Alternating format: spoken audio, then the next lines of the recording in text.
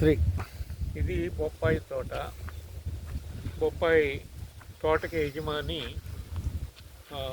జొన్నల సుధాకర్ రెడ్డి. తను బొప్పాయి పంట వేసాడు, 1 ఎకరంలో వేసాడు, పెరిగింది, కాపుకు వచ్చేటట్టుగా దాన్ని ఈ స్థితిలో తీసుకురావడానికి దాదాపుగా ఎకరానికి 70,000 పెట్టుబడి పెట్టడం జరిగింది.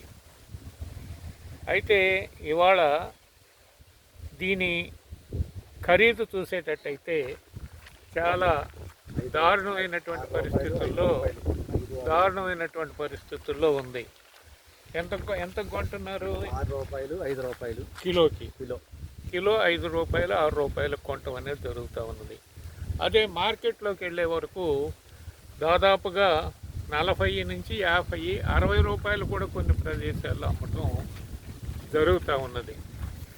ఎంత దారుణంగా పండించినటువంటి రైతుకి కష్టం కూడా మిగిలినటువంటి పరిస్థితి, పెట్టుబడి కూడా రాని పరిస్థితి వస్తూ ఉన్నది. ఈ కాపు చూస్తే సంతోషంగా ఉంది, కానీ రేటు చూస్తే మాత్రం చాలా దారుణంగా ఉన్నటువంటి పరిస్థితి. రైతు ఏ విధంగా బ్రతకాలి అనేది ఇవాళ ప్రశ్నార్థకంగా తయారైంది ఉంది. ఈ కాపు ఏదైతే ఉందో పైనుంచి కింద వరకు కాపు కనపడుతూ ఉంది, పర్లేదు. కాపు రేట్ లేకపోతే ఏం ఉపయోగం?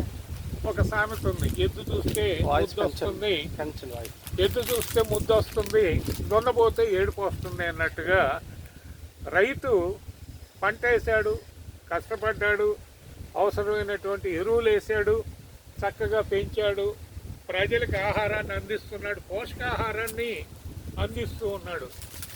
ఇవాళ పపాయ అనేది చాలా పోషక విలువలతో కూడినటువంటి ఆహారంగా మార్కెట్లో ఉంది. గుట్టలు పోసారు, అమ్ముతున్నారు. కానీ రైతు దగ్గరికి వచ్చేసే వరకు ఏమాత్రం రేటు లేనటువంటి దీనస్థితికి